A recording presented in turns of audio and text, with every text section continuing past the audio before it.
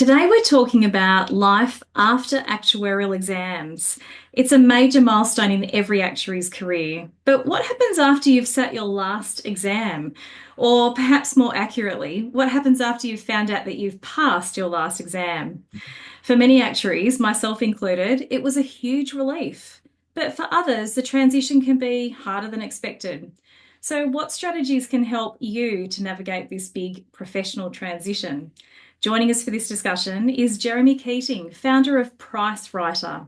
Jeremy qualified as an actuary in 2013 and has leveraged his pricing expertise to write a book and build a thriving program that supports hundreds of members to grow their careers and navigate the challenges of the insurance pricing field. Jeremy, welcome to the show. Hello, Julia. Thank you very much for having me on the show today. Thank you for being my guest, Jeremy. I'm so excited about this topic because whilst I found it very relieving to be through those final exams, I know that you found the shift from being a student to a qualified actuary was a bit more challenging than you expected. Yeah, I did. So I was very proud to have finished the exams and relieved as well. I'm glad I had finished it. But actually, I found it quite a difficult transition. My life hadn't particularly changed, but I felt like I should be different. I felt like Mm, my life should be different. mm. And also, I felt this sort of change of identity quite difficult to deal with. And also that all that extra time. I know people think that should be great, but actually, as I'll talk about in a minute, I found that transition quite difficult. That's really interesting. And I'm sure you're not alone there, Jeremy. So I'm looking forward to hearing a bit more about your story and also what you found helpful to navigate that change, because it is a big transition for most of us, whether it's as expected or not. But first, Jeremy, I'd like to ask you my question, the question that I ask all of my guests, and it's this. Jeremy, how do you use your actuarial superpowers to make a difference in the world? Yeah, so I think my main superpower is dealing with uncertainty. So I wouldn't say I'm a risk averse person. I would say learning to be an actuary really taught me skills and knowledge for dealing with uncertainty. Actually, the last job I had where I was pricing, so I was a leader in pricing, I was responsible for the premium on about £1 billion worth of GWP. So it's not really a risk averse job. It's not something you can really do if you're nervous about risk. Mm. So I feel like I'm okay with uncertainty and risk, and I do use that quite often in my work, in my business. So, as an example, we are currently selling conference tickets. We've got a conference up in a few weeks' time. And I was using my chain ladders that I learned back when I did actuarial, yeah, to sort of forecast how we would sell our business and when it would come in and how it would track and so on. And there is an element of faith in this as well. Yeah. So dealing with uncertainty can be about being faithful. And I found we are pretty much tracking to the same progression we had for our last conference. So it's good to know that these skills actually do work in the real world.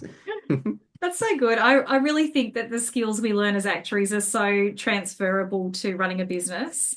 I've been running Guardian Actuarial for nearly 10 years now, and yeah, I've got spreadsheets and percentages and factors and rules of thumb and conversion rates and things that I've gathered over the years. And they are very transferable skills, aren't they? Mm. Yeah, Yeah, definitely. I think it is very transferable, especially running a business is full of uncertainty, and you of do have course. to be able to deal with Yeah, that.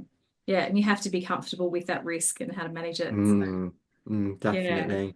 Excellent. Okay, so dealing with uncertainty, that's a fantastic use of your actuarial superpowers. So let's talk about today's topic a little bit. I'm curious to hear more about what that was like for you when you made that transition. Can you tell us a bit about your experience of being newly qualified? Yeah, so I felt a little bit like there's an actor called Richard Dreyfuss. He's in Jaws, Mhm. and he talked about how he very much enjoyed the process of becoming an actor, but he never really enjoyed being an actor. Now, it's not that extreme for me, but I do understand what he meant by that. So Mm. passing exams can be a bit like a drug. It's kind of similar to getting texts from your friends or that sort of special person you like in the start of a relationship, or even just getting engagement on social media. It really, we like it. And as maths people, it's pretty normal for us to get into the habit of living a world where we look at the answers at the back of the book and we're like, oh, I got them all right. And I'm Yep. part of the group. I'm clever. And people regularly tell us we are clever as well. We get back our papers from our teachers and they've got lots of ticks on and there's A's and we Yep. feel that. We like that. Mm. It's a really nice feeling. And I do think that's a lot of why some of us, possibly many of us, go into actuarial and follow this route because it's a nicely laid out path where we have these regular periods of achievement and everyone congratulates us. And there's sort of these dopamine hits we get. It makes us feel clever. People say that we're clever. We kind of feel like we matter. We're beginning to become part of the actuarial group and we're feeling this acceptance and welcoming that comes with that. Mm. But it can be a bit hard. So once the rush of excitement from passing that kind of big finish line has worn off, subsided somewhat, it can be a little bit like when you break up with someone. Mm. So there's a part of life for me that just abruptly ended, which was about the studying and the results day and the excitement. And I wasn't getting that regular congratulations anymore. I didn't have that sort of satisfaction coming in.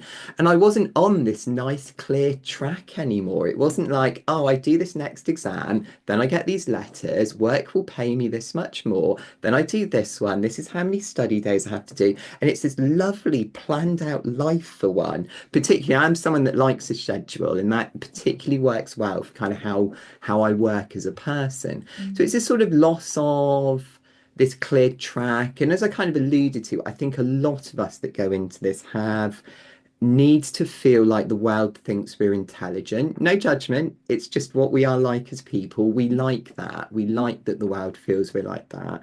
And that can be interesting culturally for us as well, because our teams are very much people that work in that way. And also particularly people that go into actuarial and professions, they're often people that want to be accepted into a body. Also, people that work for big companies are similar. We want to be accepted into a big group. So we're sort of ticking the boxes as our personalities very much on this. Mm. And I think that when you finish studying, you've got this kind of loss of enjoyment from studying. You're no longer going to the back of the book and finding the answers and going, yay, I got that right. You've got a lot of new things to deal with. It might be management, it might be dealing with your organization in a different way, it could be changes in your own life, but it's not that same hit. It's not like, oh, I got all the answers right. And in order to become an actuary, it's very common for us to do things like put our lives on kind of on hold for several years. We might delay families, we might set travel goals for the future. Sometimes, particularly towards the later exams, we might feel we're living in a limbo zone. I do know it's a little bit sad, but I do know a couple of people whose marriages actually split during studying or soon after qualification. In fact, slightly more common to be soon after qualification. Wow. And I can kind of see why. There's sort of an isolation that can grow in people's lives. You're so busy with studying, you lose time for people, you might give up hobbies and social Mm. time.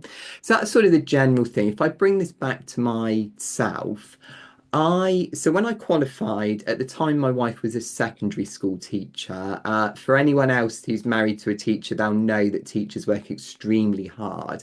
And it's fairly common for actuaries to be married to teachers. I would say it's sort of teachers, accountants, or other Other actuaries are actuaries, pretty yeah. much, yeah, that's pretty common. So she was a teacher, and we had quite a good routine. So on a Sunday, we'd do something in the morning, and then we'd study in the afternoon, well into the evening. She'd work on her work, all her marking and everything. And then when I qualified, this kind of nice routine was quite disrupted. Oh.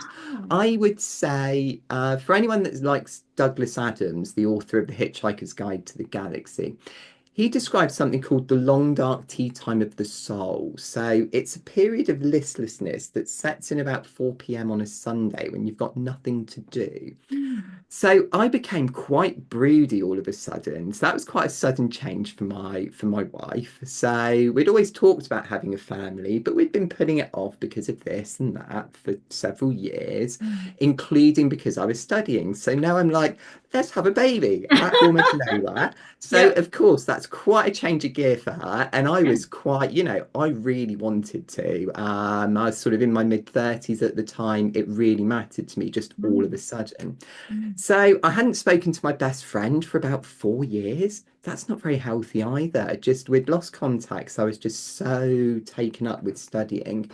Now, what did I do about these things? So I obsessively dieted for a bit. I was like, oh, I should lose weight. I should be much more healthy. So I was going to the gym every day. I went crazy about learning French. So I'm not naturally a languages person, but I'm someone that loves a genuinely hard challenge. So Okay. I was like, brilliant. I will become brilliant at French. I've learned French pretty regularly for now over 10 years. I'm still not very good. But I enjoy doing it, so that's what Yeah. matters. It's something I Yeah. enjoy doing. Um, I found that these hobbies didn't really relate to my life and work, though. They weren't helping me at work. I wasn't getting better at my job. And Mhm. when we do the actual exams, we do it because we want to be better at our jobs. So I had this need in my life that just wasn't being matched by the things I was trying to do. Right. And, final couple of things I'd say as well. I was now expected to go into the office 5 days a week. And I can't imagine something worse for people like us than going into an office 5 days a week. It's not the kind of people we are. So I'm a very people focused person, but I'm also an introvert, and many of us are introverts. So I get very worn out by dealing with an office, especially open plan ones where you're just walking around in front of 1,000 people all of the time. That can be quite draining. And our work is very focused and deep work, so we don't really deal well with people asking us questions all of the time. All those So I interruptions. found that quite hard. Oh, sorry. All those interruptions. Yeah, exactly. So I found that quite hard. But the worst thing is, and this is the really hard thing, the exams didn't really equip me for my actual job. Not anymore. It was fine when I was doing technical work, but by now I was leading a department and I was not trained and taught for that. And imagine that's very demoralizing. I've spent the best part of sort of five. I mean, if you go all the way back to A levels and things, I'd spent years and years studying, and then I was doing a job I couldn't do. So that's really I found that really hard.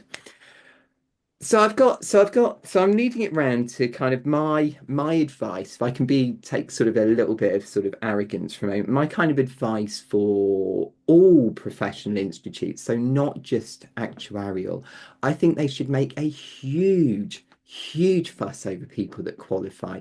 So I think the police and the military really get this right. It shouldn't just be like hour-long ceremonies. People should have whole days of really significant events. They should feel like important people came to them. We want people to feel like they're $1 billion. And, I remember receiving an email telling me I needed to do a professionalism course. I got another one telling me I needed to now do CPD, you know, most exciting thing in the world. And Yep. yeah, there was a ceremony, but it was sort of an hour-long thing. And I'll be honest, it felt like it was something people thought they should do. Right. I didn't feel like it was something people really wanted to do. Mm. And I just think our new fellows events, they should really be the absolute centerpiece of the actuarial year. Mm. Everyone should know when they are. They should be important to all of us. Mm.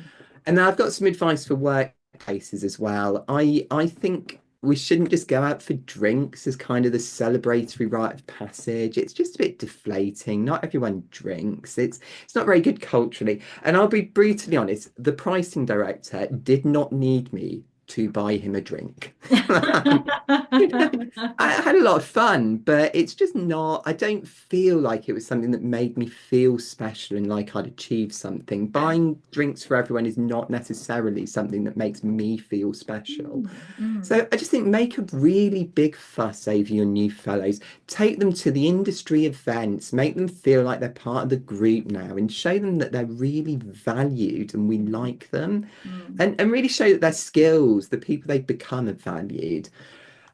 And I've just got a final one about the Institute. So I'm just going to hold up. So most people that watch me regularly will know that I've usually got my certificates on the wall behind me. So Yep. this one is my certificate for my degree from my university. Okay. So for So our I could listeners who can't see, you're holding up your university degree. I am, yeah. Sorry, people would be listening to this. Yeah. So I'm holding up my university degree. It's a lovely, colourful Beautiful. certificate. Lovely, It's lovely frame. It's very professionally presented. It really is. It's like an A tier certificate. It's Mm, gorgeous. The signatures are still readable. It's lovely. really lovely and colourful. It really makes you feel like you've achieved something. This one's about. It's old. It's old. Um, so that's my university one, and my actuarial one is here, and it's just the it's a nice enough certificate, Mm. but the signatures have actually faded over time. It looks like they were Oh. done quickly with a biro. Mm. It's all one sort of mono color for me. And it's just when you receive this, you want to be like, wow, look at this thing I achieved. And it's a bit like, it's not really brilliant. So I would kind of give that a C tier. It's saved from D tier because my favorite color is blue and it's mostly blue. So I just don't think it's as good as my uni certificate. Mm. I think we should give people medals and trophies and Medals and shields and other trophies. shiny objects. You want something you put on your desk or behind you on Zoom that Yep. says to the world, look at the thing I did. Yep. And I just think that would be so much better. I think it would have been better for me to really Mm. feel like everyone was clapping and saying, yeah, well done. Mm. Mm. So interesting, Jeremy, because everything that you've just said really resonates with me. That very structured process of getting qualified, it's a bit of a choose your own adventure, combining the exams to become qualified in whatever specialty you want to qualify in. And then you get qualified, and then we say, here's your certificate, off you go and do your CPD. And as you know, I'm now the head of lifelong learning here at the Australian Actuaries Institute. And that's one of the things we're grappling with. How do we bring our new fellows into the profession and make them Mm, feel really welcome in a yeah, way that makes sense for them? And also, incorporate them into the profession, take them under our wing and get them involved and connect them with others and help them to navigate it's a much less structured pathway after qualifying, isn't yeah, it? We don't that's have that right. clearly laid out set of Mm. hurdles or exams to pass. And I love the way I've never thought about it like this, but I love the way you describe those exams as kind of dopamine hits. The pass, oh, we've passed one. And Yeah, even when you fail them, which invariably we all do at some point, there's still that camaraderie, that sort of sense of, yeah. oh, but they're actuarial exams, and people put their arms around you and say, oh, don't worry, it's character building. We've all been there. This is part of the process. And there's still sort of a sense of camaraderie and collegiality around that because we're part of something bigger than us. I think that's exactly right. I think when you're a student, it very much feels like that. And yeah, when you come out into the big wide world of being a fellow and things aren't laid out for you anymore as a path, and when you achieve things or fail, which I'll talk about sort of when we get there, but yeah, it feels very different. Yeah, yeah, absolutely. So you've talked about the importance of doing something more momentous when people qualify, giving them a trophy or a medal or something, sort of making a big fuss, not just going out for drinks, but making a big fuss of that Yeah. achievement. Talk to me a bit about what happens on the other side of that. You talked about the that gap on a Sunday night where you were no longer studying, but your wife was still marking. How did you navigate the time on the other side of getting qualified? What was that like for you? Yeah, definitely. I think the main thing for me is that realizing I could learn about things other than actuarial science. And I found a new purpose really in my life as a teacher, somebody that did training, as a leader, and as a father as well. So those are the things that helped me to learn I had a different identity now. I wasn't a student actuary, I wasn't Okay. studying that. I Yep. could do my own things. I did a lot of reading. So it's always been my main interest is reading books. And I was now sort of free to return to doing a lot of reading. Mm. And not just in English, I did read quite a few books and comics in French as well. French. Excellent. Yeah, yeah, very good.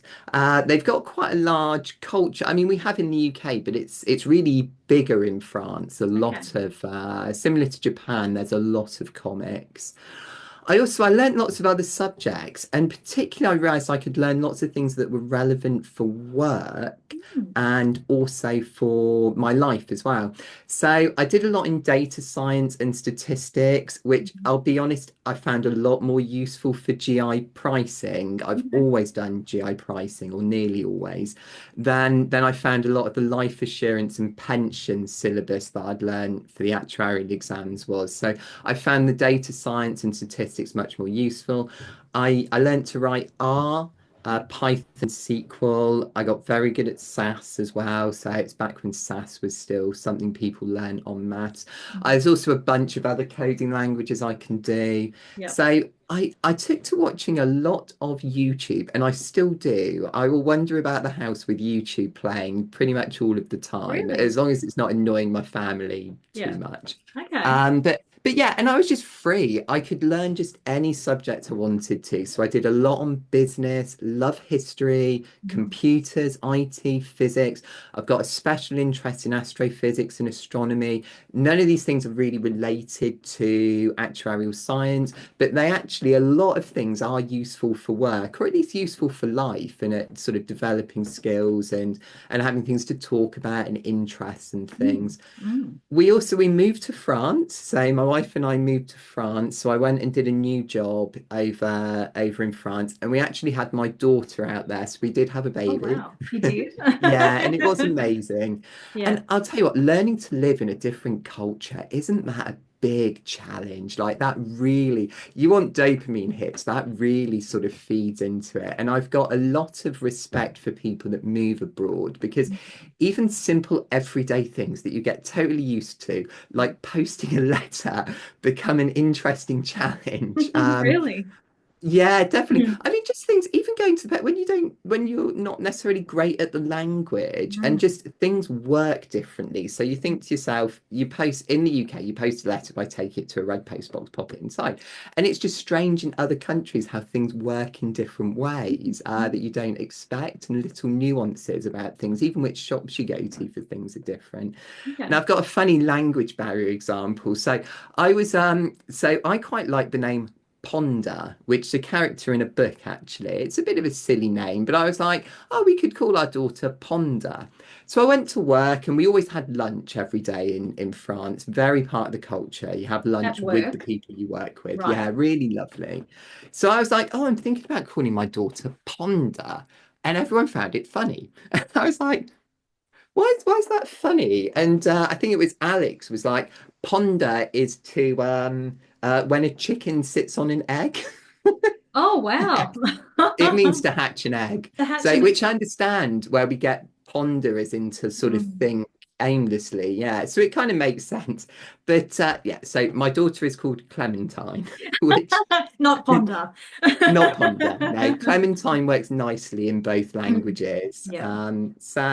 I did a totally different job in France. So I had been head of a department. It was a very high pressure role. And when I came back to the UK, I actually did a similar job, and I found it quite easy, Okay. which time teaches us a lot of things ultimately. But when Mm. I was in France, I was still in insurance pricing, but my role was very much about conferences, training. I did a lot of travel. I worked with pricing teams all over the world to build their skills and their teams and so on. It was a very, very people-focused job.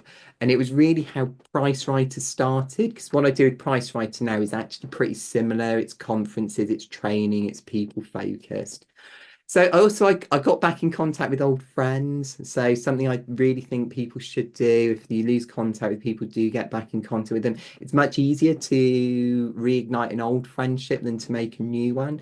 Although I did make new friends, so that's not something that comes naturally to me. It's something I've sort of learned to do as an adult.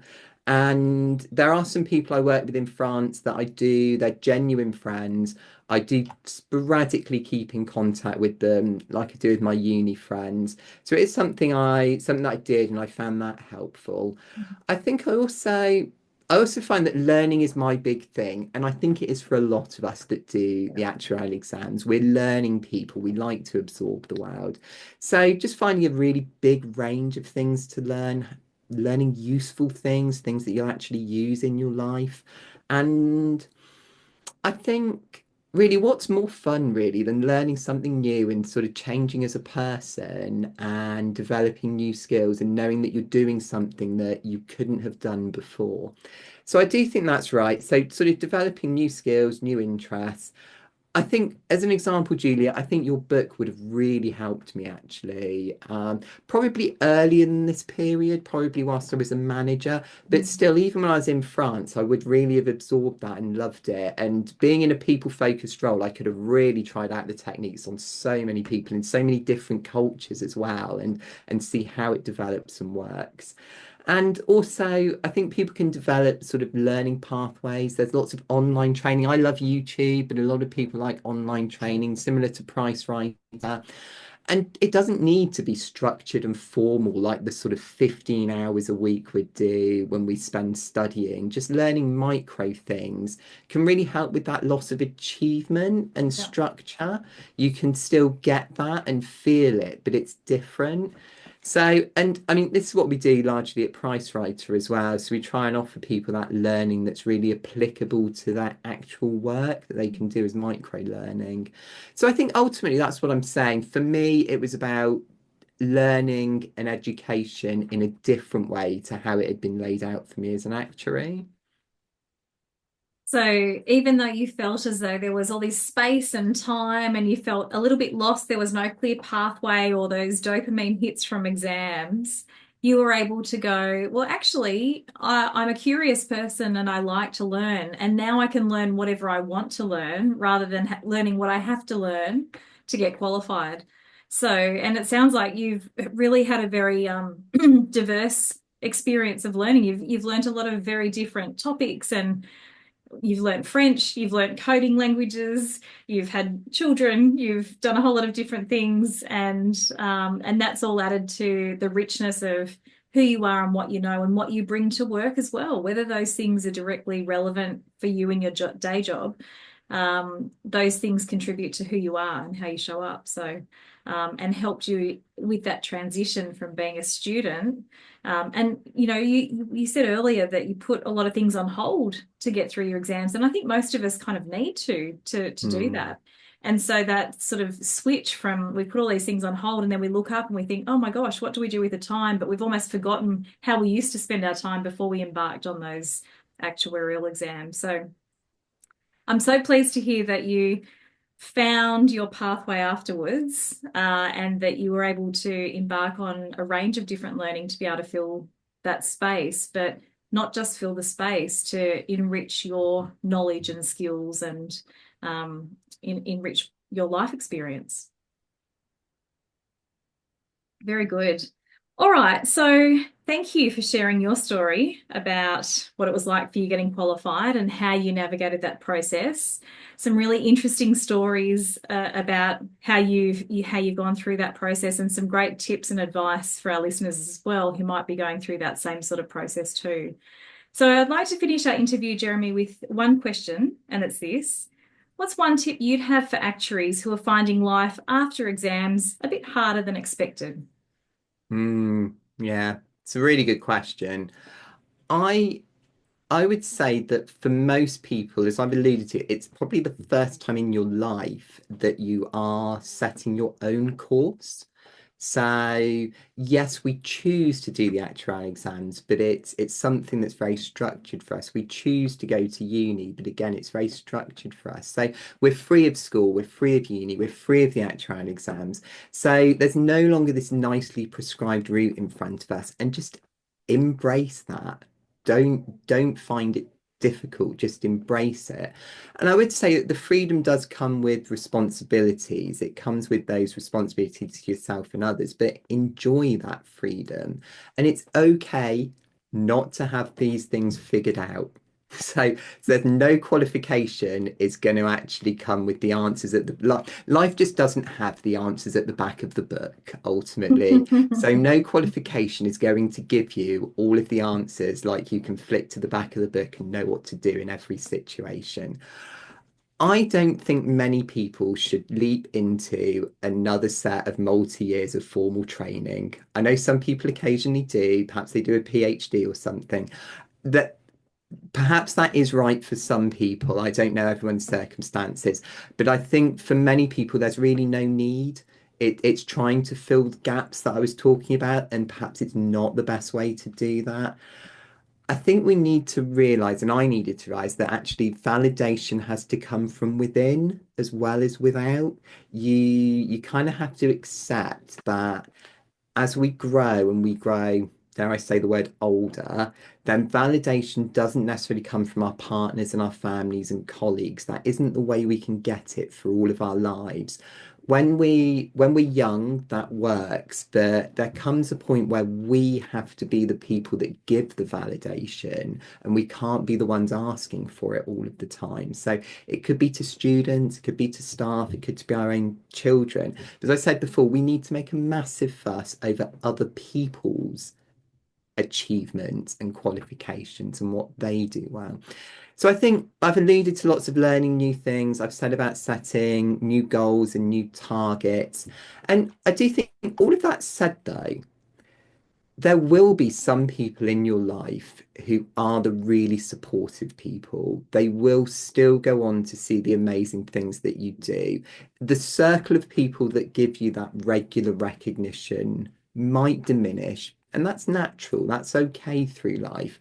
But if you've got friends and partners who do give you that validation, they do give you that praise, and they realize how special you are, that lasts way beyond qualification, way beyond children. And I just think it's important to keep those people in your life. Don't let go of them. Don't let people drift away. The ones that really make you feel that fill that need for you in your life.